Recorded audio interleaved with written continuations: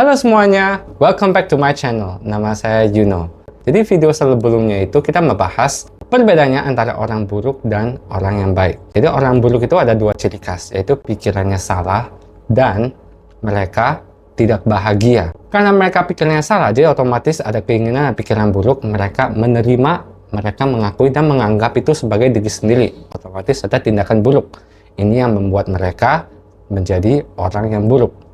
Kenapa mereka bisa lakukan itu? Karena mereka tidak bahagia. Jadi mereka masuklah ke titik penderitaan. Mereka menderita. Sebaliknya dengan orang yang baik, pikirannya benar. Maka mereka tahu apa yang benar, apa yang salah. Mereka tahu apa yang baik, apa yang buruk. Jadi otomatis apa? Keinginan dan pikiran buruk yang muncul, mereka reject. Mereka tidak anggap sebagai diri sendiri. Mereka tidak akuin sebagai diri sendiri. Otomatis tindakan buruk tidak akan terjadi. Dan mereka selalu dalam kondisi bahagia. Otomatis apa? Otomatis mereka tidak masuk ke titik penderitaan. Atau walaupun masuk, mereka bisa keluar dari penderitaan ini. Tetapi, here comes the question. Penderitaan sesungguhnya itu apa? Oke, penderitaan sesungguhnya itu saya udah kategorikan dari 3 hal. Yang pertama, itu emosinya tidak stabil atau tidak seimbang. Itulah salah satunya penderitaan kita ini. Maksudnya apa? Gampang sedih, gampang benci, sebel, gampang nangis. Itu kan semuanya negatif ya. Bahkan positif pun juga itu termasuk penderitaan. Maksudnya apa? Gampang terharu, gampang happy, gampang tertawa. Jadi ini semuanya itu masuk ke titik penderitaan. Karena kalau orang yang gampang banget happy, itu happy-nya lebay gitu ya, kelebihan gitu ya. Itu tidak seimbang ya. Kenapa itu dimasuk dalam penderitaan? Karena mereka butuh satu variabel yang membuat mereka sangat happy. Tetapi kalau variabel itu kita keluarkan, apakah mereka tetap akan happy banget? Atau mereka langsung pluk, go down to sedih sekali, atau kesel, atau sebel, atau marah. Hal yang roller coaster ini yang mengakibatkan orang masuk ke titik penderitaan. Yang di luar penderitaannya itu untuk orang yang walaupun happy, tapi dia bisa constant.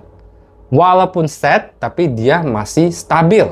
Oke, tidak naik turun seperti roller coaster. Nah, itulah emosi yang tidak seimbang, yang mengakibatkan kita masuk ke titik penderitaan. Oke, dan yang kedua itu apa? Kedua itu adalah ketagihan. Oke, jadi ketagihan itu cukup straightforward ya, cukup jelas ya. Jadi kita lakukan sesuatu berulang-ulang kali karena kita merasakan apa? Kita merasakan senang saat melakukan itu. Kita suka perasaannya pada lakukan itu. Masalahnya, kalau kita tidak melakukan hal yang tersebut, apakah kita masih damai, masih bahagia, atau tidak? Kalau tidak, otomatis kita udah ketagihan dengan kegiatan tersebut atau mental state tersebut. Dengan ketagihan ini, pada saat kita tidak lakukan ataupun kita lagi lakukan ketagihan ini, kita bisa menjalani kehidupan secara normal gak? Kita masuk ke titik penderitaan jika tidak bisa menjalani hidup seperti biasa tanpa ada kegiatan tersebut, karena kita udah ketagihan. Contoh, itu as simple as minum kopi. Nah, kalau satu orang yang sudah minum kopinya itu terlalu sering, tiap hari minum kopi. Kalau hari itu mereka tidak minum kopi, atau mungkin sehari harus minum berapa gelas punya kopi. Kalau mereka sehari itu tidak lakukan hal tersebut, emosi mereka tetap stabil atau tidak? Mereka masih bisa menjalani hidup seperti biasa atau tidak? Kalau tidak, otomatis mereka udah ketagihan terhadap minuman kopi ini. Kayak seperti itu, oke? Itu hal yang lain. Yang lain seperti apa? Yang udah cukup jelas. Kayak narkoba. Oke, itu udah cukup jelas. Rokok. Oke, hal-hal yang ini. Itu kalau memang tanpa merokok, tanpa ada konsumsi narkoba, apakah orang masih menjalani hidup sehari-hari seperti biasa? Kalau tidak, otomatis mereka udah ketagihan. Otomatis hal itulah yang membuat mereka masuk ke titik penderitaan. Jadi orang yang selalu bahagia itu, mereka enjoy the moment setiap kegiatan, tapi tidak ketagihan dengan kegiatan apapun. Yang terakhir, poin ketiga di titik penderitaan itu adalah melekat dan terikat. Maksudnya apa? Maksudnya adalah kita tidak bisa menerima perubahan dan kenyataan. Oke? Contoh, kita kehilangan seseorang yang kita cintai. Kita tidak bisa move on. Kita menderita atau tidak? kita menderita. Karena kita masih belum menerima kehilangan ini. Kita tidak bisa menerima kenyataan kehilangan ini. Justru itu kita masuklah ke titik penderitaan. Nah, inilah 3 poin yang titik penderitaan. Karena ada titik penderitaan ini, maka kita muncullah keinginan buruk. Keinginan buruk muncullah pikiran buruk. Pikiran buruk untuk memenuhi keinginan buruk ini. Dengan pikiran buruk, kita muncul apa? Tindakan yang buruk. Dan setelah tindakan ini, kita tetap terlibat titik penderitaan ini. Inilah dimaksud ke dalam lingkaran sengsara. Jadi kalau kita tidak bisa keluar dari titik penderitaan ini, kita otomatis akan masuk apa? Masuk ke lingkaran sengsara ini. Selama kita di lingkaran sengsara ini, otomatis kita tidak bahagia terhadap diri sendiri, terhadap orang lain, terhadap lingkungan kita. Itu menjadi orang yang buruk. Jadi, untuk orang yang baik, mereka tidak masuk ke titik penderitaan. Walaupun udah masuk di titik penderitaan, mereka keluar dari lingkaran sengsara ini. Jadi pertanyaannya, caranya kita supaya bisa bahagia dan tidak masuk ke titik penderitaan ini bagaimana? Atau walaupun masuk, kita bisa langsung keluar. Jawabannya adalah kontrol perasaan kita. Oke? Dengan kontrol perasaan kita, kita memastikan walaupun pada saat emosi kita itu mulai naik turun, kita sadar, langsung kita tarik. Oke, kita menahan diri supaya apa? Supaya kita tidak digandengan tangan ikut naik turunnya emosi tersebut.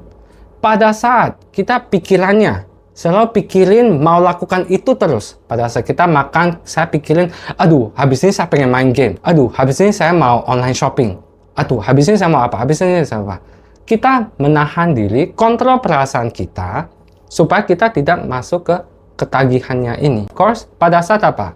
Terjadi apapun di keliling kita, mau perubahan kayak, tetap perasaan kita terkontrol.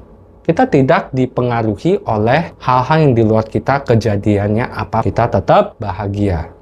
Mengingat, kebahagiaan yang sesungguhnya itu adalah ketenangan dan kedamaian batin. Jadi kita selalu damai, kita selalu tenang. Whatever it is yang di luar kita. Mungkin dari beberapa kalian merasa, walaupun saya udah dalam kondisi tenang, walaupun saya lagi sedang biasa aja, tiba-tiba bisa muncul pikiran buruk ini. Kok bisa ya? Padahal saya nggak ada keinginan, memang saya nggak ada keinginan, tapi muncullah pikiran buruk ini gitu. Karena topik itu saya bisa bahas lagi cukup panjang, jadi untuk video berikutnya, saya akan membahas kenapa pikiran kita masih buruk, masih muncul, walaupun kita udah kontrol perasaan kita. Untuk yang kali ini, mungkin bisa di comment section, di sharing, apakah kalian pernah masuk ke titik penderitaan ini? Dan bisa jadi, apa yang membuat kalian bisa keluar dari titik penderitaan ini? Dan pada saat itu, perasaan kalian apa? Saya yakin pasti perasaan kalian itu terkontrol.